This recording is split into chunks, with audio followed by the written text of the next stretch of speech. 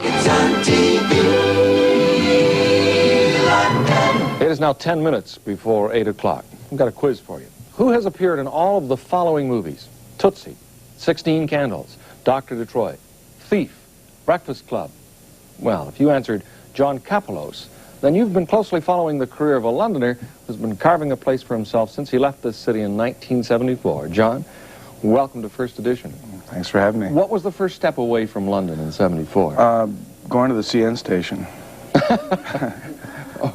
Okay, and from there to... From there, well, in 74, actually, I went to Carlton in Ottawa for 3 years, and then I went to Vancouver for a year, and I worked in an oil rig and did some other things in the interim period. And then I came back to Toronto and started taking workshops with Second City in Toronto. And then you eventually went with Second City out of Chicago? Yeah, I was working as an extra in Second City TV. And I was playing an Arab in the Bob Hope Open Desert Golf Classic, I think was the name of the skit. And they were like playing between the Palestinians and the Syrians or something. And does that kind of experience the kind of grounding that you need to be able to do what you're doing now, working in the movies? Yeah, Second City is, I wouldn't say it's a prerequisite, but I think it's a really great place to work, and you really get good. Right, now, we see you in the movies now, and everybody's saying which movie, exactly where and when.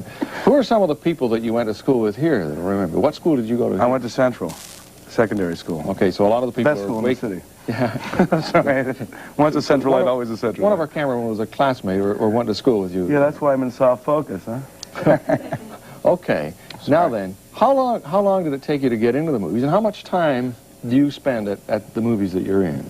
Well, I told my agent, who you get an agent, and in about 1979, I said, I really want to be in movies. I really want to act in films. And she said, well, there's really nothing we can submit you on because there's nothing in your age range. So I said, just submit me on one, and they did, and I got into a film, and they started submitting me for more films, and I got into them, and it sort of steamrolled from there.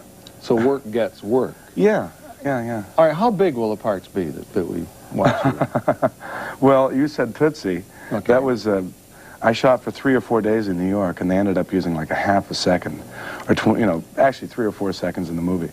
Breakfast Club was probably the breakthrough role, because John Hughes, I'd worked with him in 16 Candles, and I did a nice little role there. I play this groom and that, and then I was in New York, and he phoned me up because he wanted me to do Breakfast Club. So I came and did that, and that was nice, and then people saw that. And then I did a Miami Vice, which you failed to mention. Okay.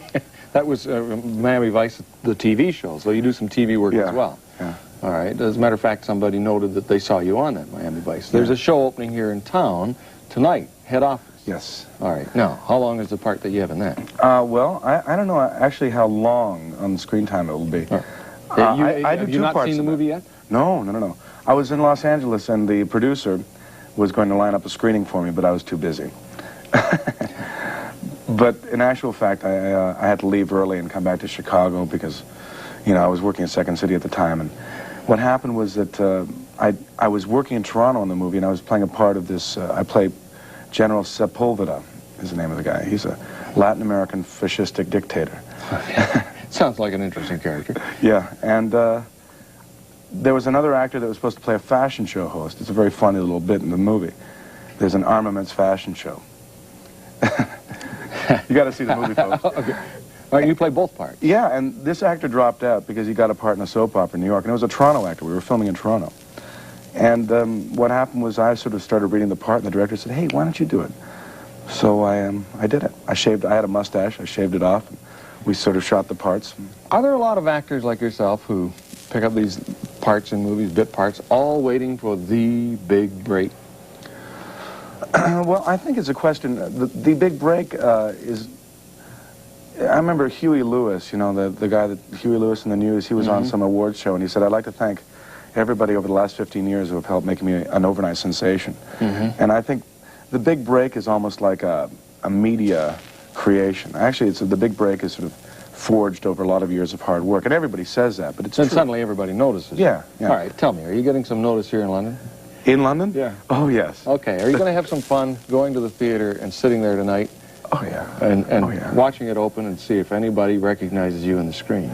Well, my mother will be with me and a couple friends.